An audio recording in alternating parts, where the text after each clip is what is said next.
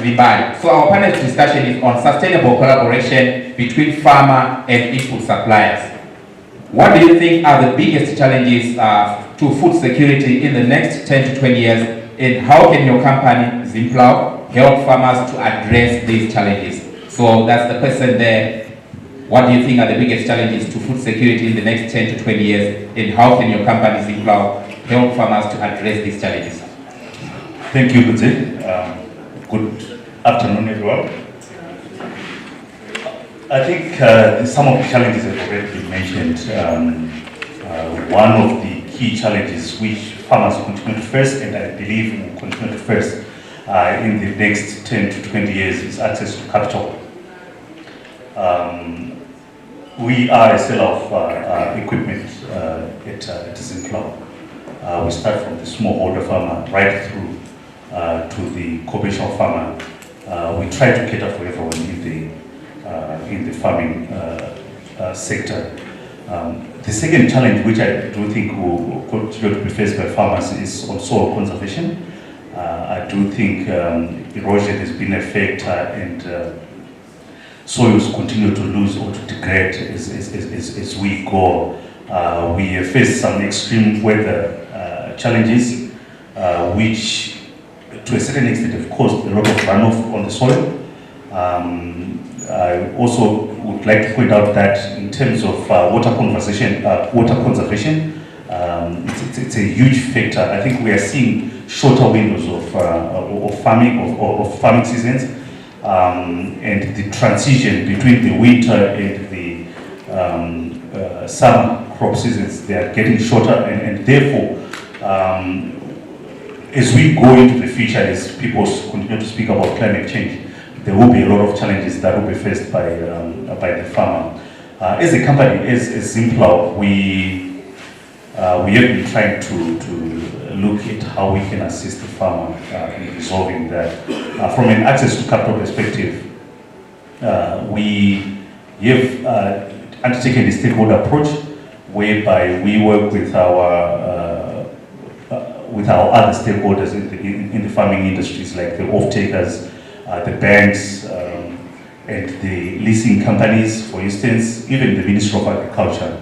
With the banks, I think what we have just tried to do is to, because for certain instances where we can't offer financing off our own balance sheet, we do approach banks where we believe that the farmer has got capacity, but probably in terms of what we can offer, they can't meet the criteria, but probably would meet the criteria which is being offered by the banks. So we have always tried to be the link between the bank and the farmer. On a second note, we have worked with off-takers, I think like Seedco, like the tobacco off-takers, to try and provide equipment to the farmer. They can go into the season before they make a payment. But if we've got a little support or a commitment from the off-taker, we can then release equipment to the farmer, and they can produce whatever that they need to be producing. I can go on to even mention how we've worked with leasing company, one of them AFC. We work with companies like Delage, some of players in Shinoy like Convice, where we are trying to provide softer financing capabilities so that they can be able to equip and help the farmer. But more specifically as Zimplow, we have got a new entity called Vomit, which is targeted at providing low entry levels, or in fact I can say low entry level equipment, even used tractors, where a farmer can access equipment at a lower cost. If you look at what we have provided at farming, this is premium equipment. It's more focused on productivity, it's more focused on people who have established experience, who are more insulated to the extreme weather challenges that we've been facing of late. So with Vomic, we believe that if we can offer a solution that is accessible to every other farmer who is starting up, who is trying to establish themselves, then at least they can be able to grow themselves and participate on the higher technologies that are available. We have got Millibrand, which is a smallholder farming mechanization solution company.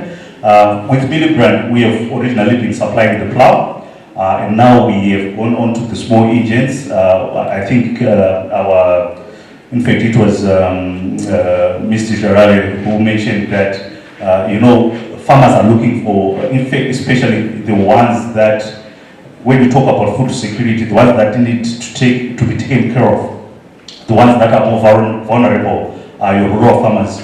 So with the smallholder mechanization solutions, especially with the small engines, they step in to cover for the gap that is being created by the loss of drought power, especially the animal, the ox, the cows, they are being depleted by the general disease.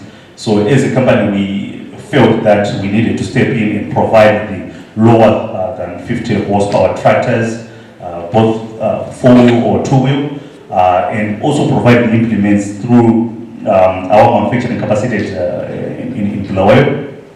So we are doing quite a bit to try and cover, but in the interest of time, I can go on and on. Thank you. Thank you, Levi. I think we have heard from, obviously, a farming equipment provider. Now, Wendy, I would like to pose a similar question to you from your end in terms of what are some of the initiatives that you are putting in place to address the challenges that are faced by the farmers in terms of collaboration and making sure that the farmer gets what he or she needs on the farm. Thank you so much, Kudzi. Thank you for having me. Allow me to just congratulate our outgoing and incoming permanent secretary on their recent appointments, and just to dwell straight into it, as you have already warned me of time. So SEEDCO, having been in the business for over 8 years, we really are driven by the mission of making sure that we breed, seed, feed and lead in Africa in doing so. Why I'm bringing out the African perspective is that we would want for you to understand the scale at which this organization is driven to really bring home food security. Because at the moment we are in over 21 African countries. And you have heard from Mr. Mchairo here earlier on. I didn't send him, but he was telling you that, the seeds are doing well even in Zambia. Other issues that he discussed aside, I don't have a comment on that for yet.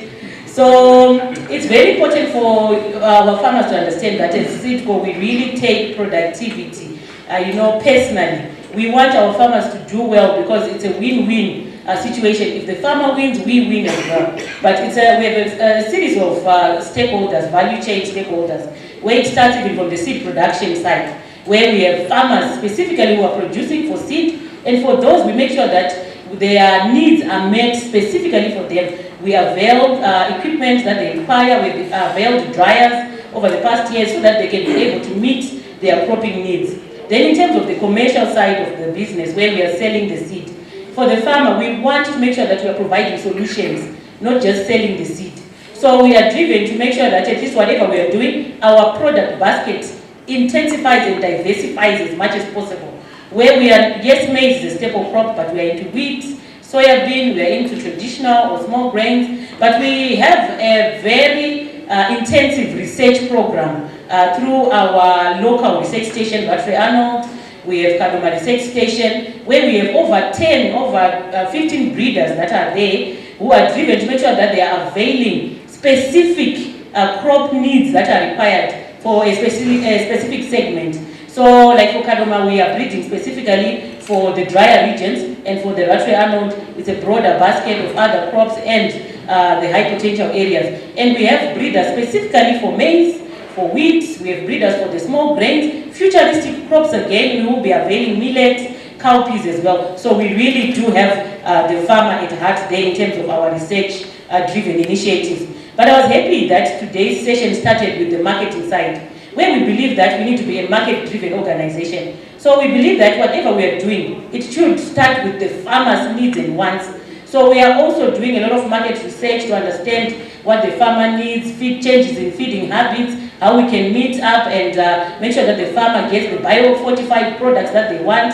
The customer, is it an NGO? What is their end goal? So we are also a market-driven organization. We are driven to provide innovative, smart, climate-smart seed technologies that meet the farmer at their point of need. Thank you, Wendy. And let me skip Patrick for a bit and come to Mr. Craig. what are some of the challenges in terms of collaboration between farming input suppliers and farmers, and how can these challenges be overcome? Earlier, we heard from Mr. Mchairo on the issue of input costs. How do we collaborate with the farmers to make sure that it is a win-win solution? If you can pass on that. Thank you very much. Yes, Tom Chairo, let me start by commenting on your point of the cost of inputs. You know, the cost of inputs actually come from the production cost. I'm happy on your conclusion, you touched on cheaper inputs or cheaper fertilizers in Zambia rather than in Zimbabwe. So if you look at the production cost, the cost with seed is irrigation, right? The cost of water, the cost of electricity, the cost of fertilizers, the cost of chemicals for dressing our seed, the dyes, the packaging, everything is important. So at the end of the day, you find the production cost of seed itself right up to a final bag. You know, there isn't much we can do besides that, you know, we pass on the cost. And yeah, I think retailers understand that very well, that, you know, at the end of the day, when you're selling this bottle, someone must pay for the container, the label, the water, you know, all that. So really, when it comes to cost of inputs, is something which we have to work with farmers so that at least we produce the production cost, lobby the government to subsidize some of these inputs so that at least they are affordable, so that at the end of the day we are in a position to produce cheaper seeds. But all the same, you find that when it comes to seed itself, for it to get to the farmer at a reasonable cost, for the farmer to get, you know, as a seed industry, what we are doing, we're doing a similar thing in terms of seed distribution. What we do is, after we've produced our seed, we have to make sure that we set one price. The price we find in Harare, that's the price we find in Plumtree, Bedbridge, Mutoko, everywhere.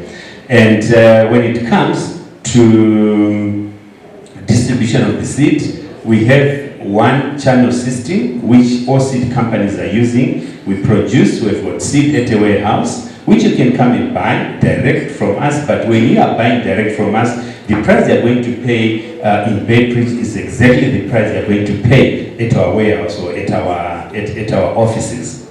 And then we've got depots. Depots, we give them the seed, they are holding depots who have got the capacity to sell as well. So when they are selling, again, they are selling at a price which, when you buy from there, that's the same price you're going to pay in Bedbridge and at our offices. And then we've got a retailer whom we give the seed to sell to the farmer, and groups as well. We entertain groups, we entertain companies, but the way we distribute our seed is basically the same.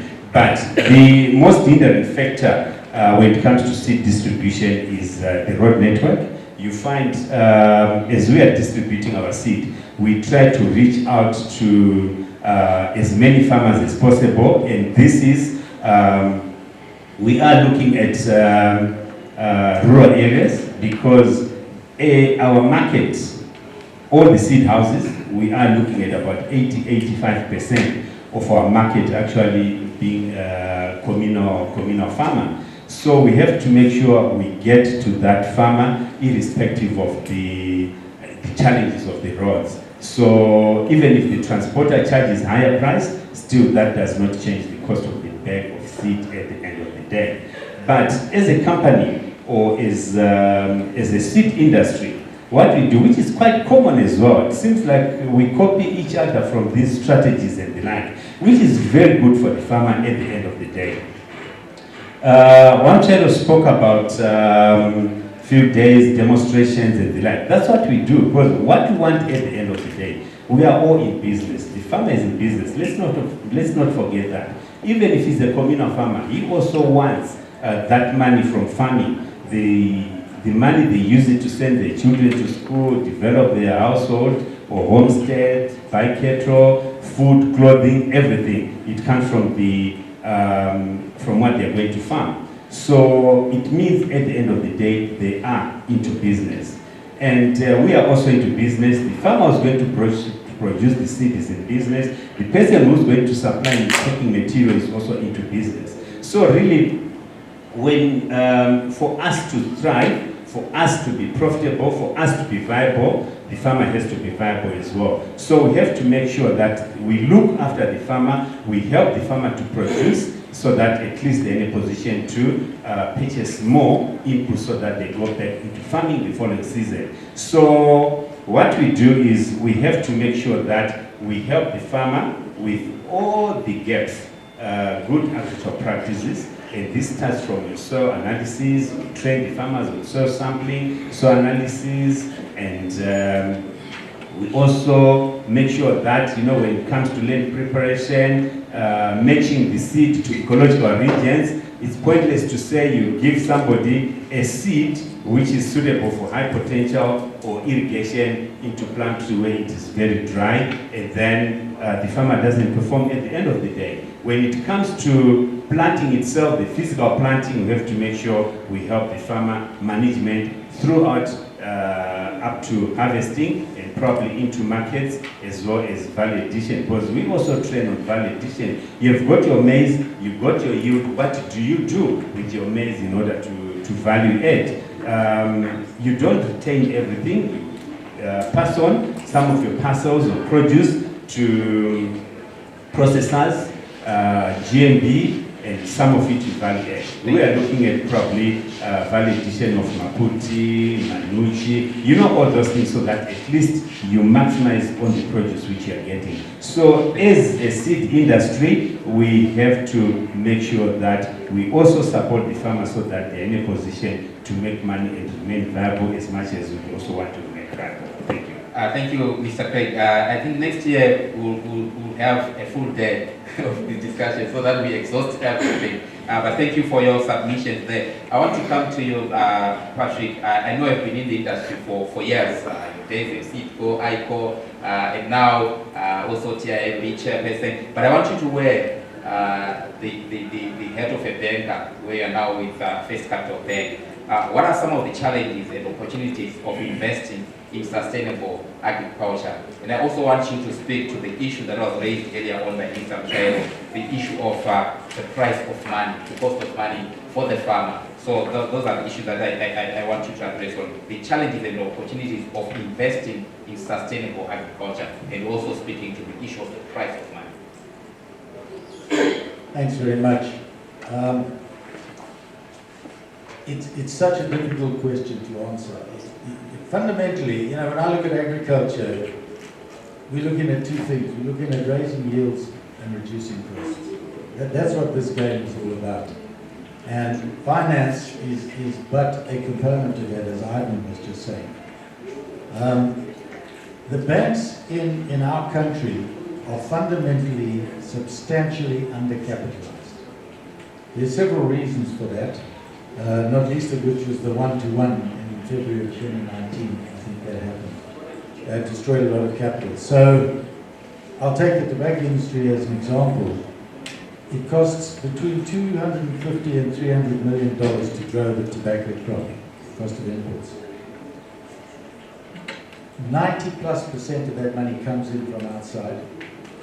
The contractors borrow that money, they bring it in, they grow the crop, they have to repatriate that money to the bankers plus the interest.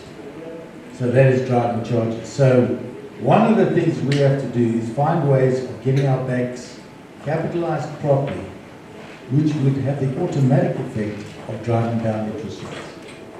There's a huge shortage of money in this town. I'm sure all those of you in business are aware of that. You might get a loan approved by the bank, but the bank can't give you the money for that. So I think getting our banks correctly capitalized. I know that Afreximbank are great supporters of Zimbabwe. I'm sure everyone knows they're building that huge building opposite the park on over Chitapa Avenue. I think that's a possibility. But to answer your question very simply, our banks are undercapitalized, there's not enough money, therefore it's driving the interest rates up. Thank you there, Patrick. Leslie, I know yours is a little bit different from my other panelists, but as a food processor, what are some of the specific examples of how your company is working with farmers to improve food security, but also touching on the aspect of that farmer that is providing you with some of your inputs, for them to reach to you maybe at a reasonable price? Do you have any initiative that you have put in place to try and help the farmer so that you have a win-win situation as a value chain? Thank you so much for redirecting me in my area of comfort. I was trying to calculate how I can contribute to the seed issue, but yeah, thank you for being generous. Well, I think probably let me just also give an overview of what I think. Pretty much, if you look at this game, it's an input, in process, and an output system. The input, where you get your seed ball with the seed, your fertilizer companies, and other players in that area. And then the in-process, that's where you get your farmer and your agro-processor. And then the output becomes the market. I feel, in a big way, there is a huge disconnect in the value chain. There's no integration in the value chain. Where am I getting that assertion? If you look at the money that we spend in buying, raw materials as manufacturers, it's a lot of money, and the records are there. ZIMRA has it, the Ministry of Finance has it. If you go to the Ministry of Agriculture, they are the ones who give the permits, the plant permits and everything for people to import things. Huge budget on crude oil, huge budget on a lot of raw materials that we use as manufacturers. Right? I would feel there should be more communication within the value chain, right? There should be more communication whereby the manufacturer and the retailer directs the farmer. And if the farmer is directed, he can also then push the inputs in the way that there is value that is generated. So I'm seeing a farmer who is focusing on what the market doesn't require. And I'm seeing a manufacturer who is struggling to get raw materials, who's heavily relying on importation of raw materials. If you look at, for example, the oil industry, the soybeans that we are currently producing can only sustain, I was talking to one manufacturer, just 4 months. And they have to then import crude oil from outside the country, and that's a huge part. So I think we now need to be more intentional in our approach to then say, to have dialogues, interministerial communications, whatever, but to then have a clear audit to say, what is it that our manufacturers require that we are importing, right? And what is it that the farmer should then do to be able to produce what the manufacturer requires and what the market requires. Don't underestimate the role of the retailer. At one point, I think Karen would know, the retailer, there is a brand, before the introduction of that instant porridge, the information came from the retailer to say, you know what, we are spending a lot of money to import this thing, but we've got a lot of maize. Can you not, you guys, as manufacturers, work on that? Within 6 months, a lot of manufacturers had actually produced, your Dove Bill, your National Foods, a lot of manufacturers, and that space is not dominated. So now, if we have more scenarios of that, we get in the oil industry, we become intentional. What is it? How much sunflower do we need? How much soybean do we need as manufacturer? We direct that information to the farmer. And then the farmer directs also to the seed supplier. You then see we have a clean, more integrated system. And these things, Jota has managed to do it, Ivins has managed to do it.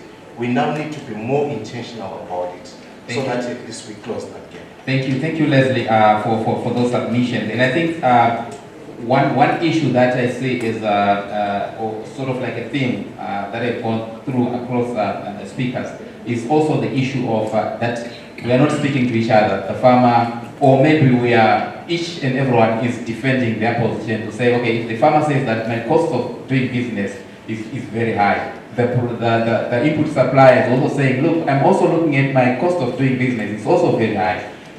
But we need to find solutions. And Wendy, from your point as seed producers, what are you doing to make sure that your products and services are more sustainable?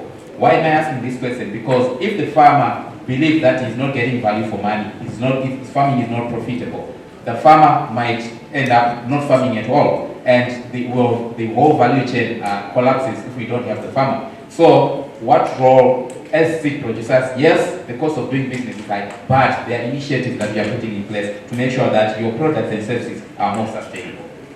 Thank you, Kudzi. You seem to like that question a lot.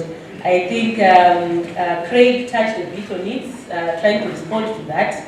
But I think as the seed industry, as was highlighted earlier on by Pex, having been in the industry from different facets for a very long time, it's an issue to do with us also trying to push the productivity level by our farmers. Because if they end up getting a higher productivity, then their return per dollar invested, even right through to the farmer, the end user, it will become more profitable for them as well. So we are also pushing research. Our research is not only ending at the level where we avail the seed. We even do research on the agronomic practices, the best practices that the farmer should employ so that they can get the maximum value out of the seed that they will be growing. Then we also have what we call a product life cycle. The product life cycle is also meant to measure and track the performance of old and new products, whether there is a gap, maybe there is a new disease that has come because of climate change, maybe there is a growing need for silage varieties, there is a growing need for green milling varieties. So as a market, we are also doing, as the seed producers as well, we are also doing research in terms of trying to find out if there are gaps in the market that we need to meet by availing exactly what the farmer needs. And once we do that, I think it will also speak to the sustainability of the value chain from the producer, from the seed producer, right through to the farmer. But mostly it's to do with making sure that the farmer maximizes on their productivity level. Our yield, annual yields for the country, for the communal farmers, maybe we can say was it around 0.9 around 3 years ago. But according to the Minister of Agriculture, it has gone up to above a ton, maybe it's close to 2 tons now, give or take. But we still have a lot in terms of bridging the gap from the potential to the actual yields that our farmers are getting. Because if we can push our productivity to around 5 tons per hectare at a communal scale, it means even the production structure will change and the farmer will remain with something in the pocket. Even for us, for the seed producers as well, if they can push even the yields of the seed, it means in terms of our costing for the end product, it becomes more profitable and there is a win-win for both the farmer and for us, the seed houses. Thank you, Wendy, and I have to agree with you there, because if we have got seed varieties that can do 10 ton, 14 ton, and we've got farmers that are doing 1 ton, it means somewhere, somehow, we are not doing things the right way as farmers. So yeah, I'll come to you. Before I come, I give my panelists a chance to conclude. I'm not doing well on time. I just want 2 burning questions from the floor that can be responded to by the panelists, and then I'll give them a chance to and please make your questions straight to the point, less than 50 seconds. My question is on seed pricing. Zambia is a country that imports everything reasonable. Everything. Fertilizers and everything. But still can afford to price their fertilizer, their seeds cheaper than us. So I think there's something that we talked about which could provide a solution. I think one of those is yield of seed, not commercial. Seed yield. Are we choosing the farmers that are correct? Are we shepherding them so that they produce the yield properly? That, I think, is a question. Because inefficiencies in production cycle is paid for by the seed. They have a budget to meet. Thank you, Mr. Mtrairo, and I think Mr. David is planning to respond to that. It's access to capital. Because there's no access to capital, government steps in to finance the farmers. Government have to borrow that money and pay interest on it. They don't have unlimited. One way or another, there's interest. Whether they print the money, whether they borrow the money. They then on-lend that to the farmer, and one way or another, there's a cost there. We have to shorten the value chain. If we can get the financing in place that the farmer gets the money direct from the bank, that value chain will shorten, the interest bill will be reduced. That's right. So I think that's one of the big problems that we face. Thank you. To the seed houses, there is an issue to do with the productivity of smallholder farmers and commercial farmers. The commercial farmers, we have above 10 tons of maize per hectare. The smallholder farmers, we have below 2 tons.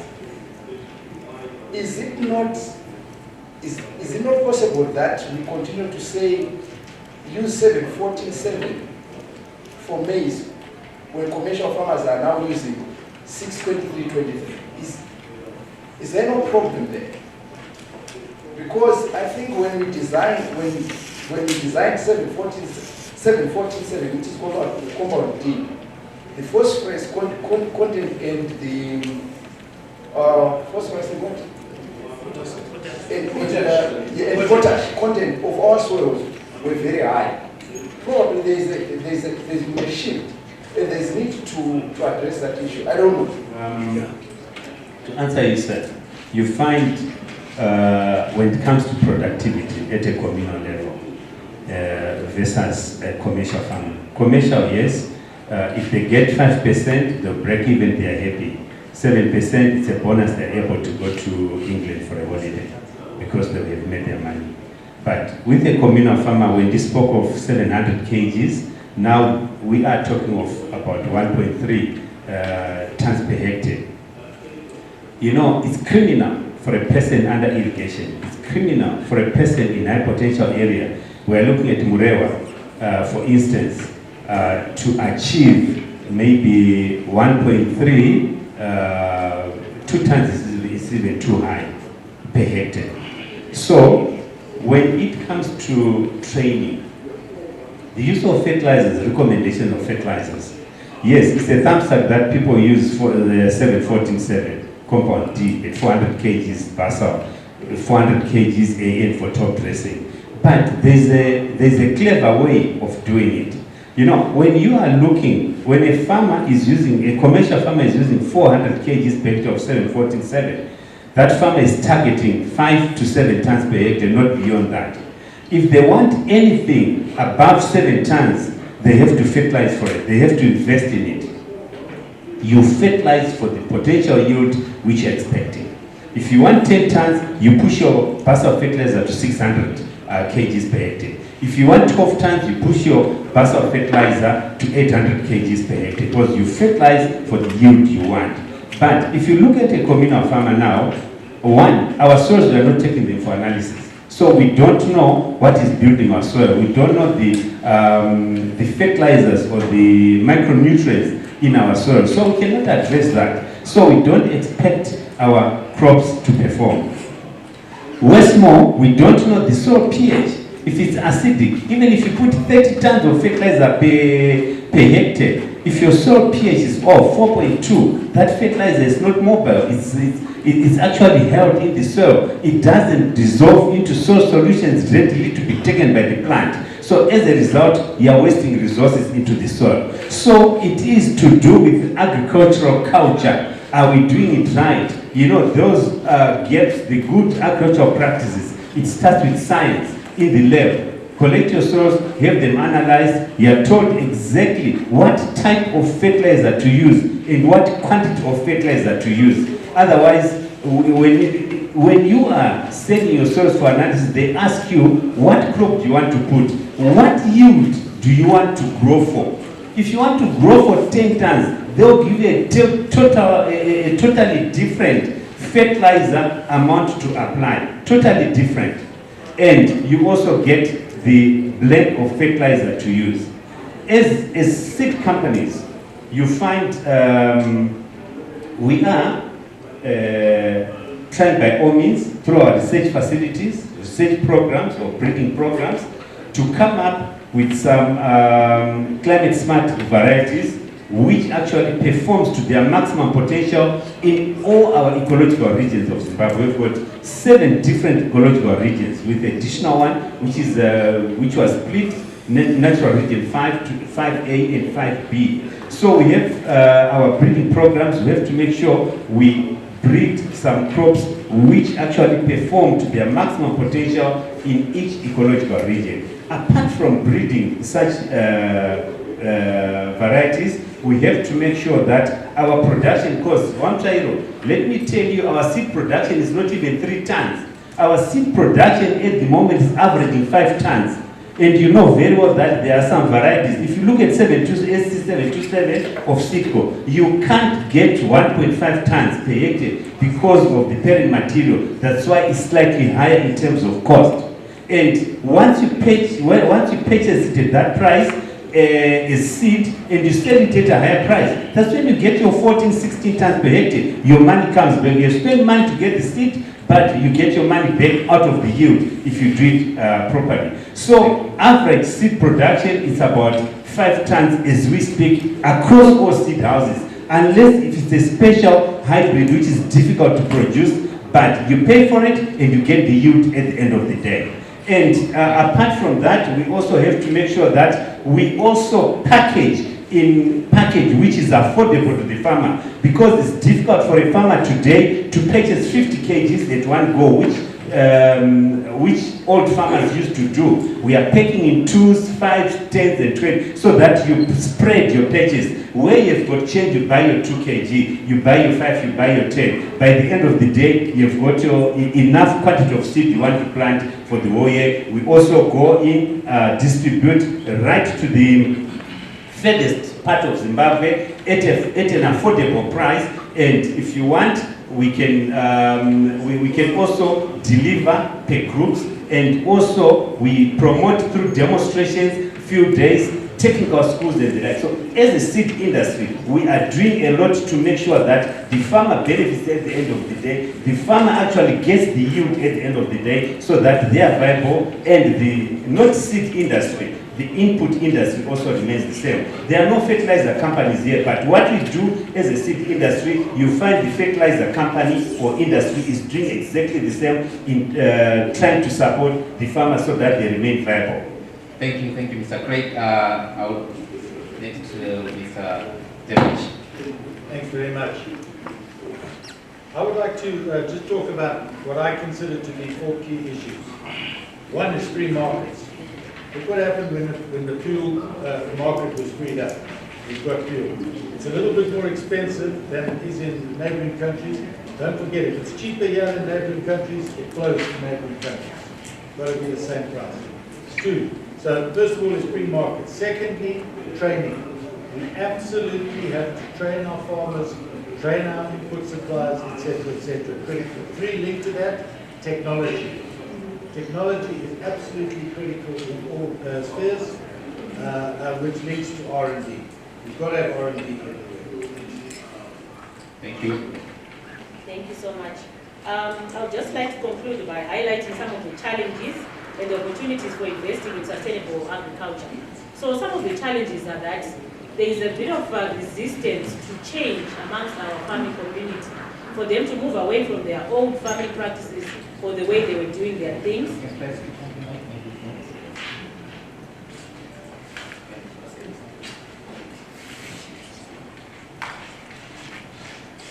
So the fear of the unknown is another challenge that most of our farmers are facing in terms of them adopting new technologies. And then there is also the lack of knowledge of the benefits associated with these new technologies. And I feel that as the service providers, the impetus is on us to make sure that we are providing the information that is needed by embracing the traditional and digital technology platforms that disseminate information. I feel there is a gap and there is more that can be done. Look at the issue of the El Nino, for example. How many interpretations have you had in the local languages trying to just demystify what El Nino really means? So the farmers are left to really then conclude for themselves what it means to them according to the languages that they best understand. Then in terms of the opportunities, There are long-term soil regeneration opportunities that are there that I think we are not really communicating and sharing enough, particularly the land degradation issue which is happening in the communal space. So I think reclamation can also happen if we really push for our sustainable agriculture to be adopted. Then the organic matter build-up, I know there's another presentation coming after, where they are going to be highlighting the importance of some of the merits that will come with you having a high organic matter content. You can get €8 per ton of organic matter in your soil. So these are some of the things that will also add value. And if we communicate this, if there is an opportunity and a benefit, really the buy-in will be more apparent. Then in terms of biodiversification and the issue of carbon sequestration, that also speaks to climate change and us moving hand in glove with the initiatives of the GROP. Then in conclusion, Kudzi, I would just like to speak briefly on how the input suppliers can also improve on their collaboration with farmers or make it more effective. One thing that we have noticed is that as input suppliers of different products, we want to judge the farmer. But if you go there in a position of authority and you want to then impose your position or your products on the farmer won't really adopt it willingly or even adopt it at all, or it will be adopted and used wrongly. Then we need to listen more, and we shouldn't force our technologies on farmers. We need to understand their traditional farming practices that they were doing, or the knowledge principles that they were referring to, so that we can give them solutions that speak to whatever they were doing, because they were not wrong. For them to be there and for you to find them there, it means they were doing something right. So let's not appear to know everything when we are engaging our farmers to make it effective. And let's just be human. Let's come down to the level of the farmer and understand how we can make our collaborations more effective and green. Thank you. Thank you, Angie. Over to you, Bimbai. Thank you.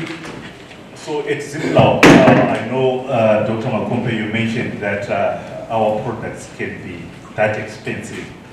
And if they continue to be expensive and contribute significantly to the cost or to the input cost, therefore the farmer may find it difficult to continue to purchase the product. So we do understand the aspect of, I think Pat mentioned very well, or explained very well, the aspect of cost of capital and how it ultimately affects the productivity of the yield that the farmer will be expecting. So from a Zimplao perspective, as a leading agricultural technology company, we have been looking at various segments of the market, from the small scale right through to the commercial farmer, through our different brands, Millibran, Farmec, Formec. We have been trying to give a specific solution to each farmer. For instance, I mentioned on the smallholder mechanization, we are trying to give a low-cost product, a product that is designed to cater from the initial processing or the land preparation right through to the harvesting. We have invested in a lot of research and development, and our manufacturing plant in Bulawayo has been producing some implements which are more competitive compared to the ones that are being imported. So those are some of the initiatives that we have been making. Over and above that, we have been, I mentioned in terms of the tracker side, we have been evaluating the supply chain to ensure that at least we are present. Just like what you mentioned, we have taken time to listen to the farmers and to understand how we can participate in the process. To a certain extent, where we can, we have provided advisory services, where we have helped the farmer in terms of how to maintain the equipment. We understand reliability is a huge issue, especially when it comes to shorter seasons, the extreme weather patterns. We have to improve the reliability of the equipment so that they are available when they are needed the most.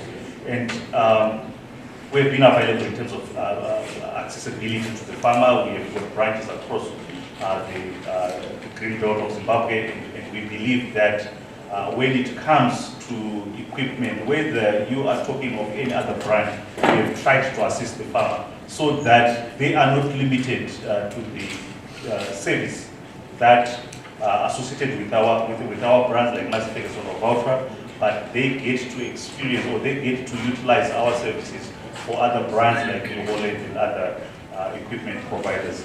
Thank you. Thank you, Vibai. And lastly, Leslie, maybe if you can speak to maybe some of, in short, some of the inputs, the raw materials that you use, and maybe speak to the farmers here in terms of how you want to get your raw materials in terms of quality, price. Okay, thank you. Well, I think as Lighton Foods, we use a lot of oats because we are a healthy food manufacturing business. But currently, I think we only know just 2 or 3 farmers of oats of the grade that we can use. Most farmers are farming oats for cattle feed.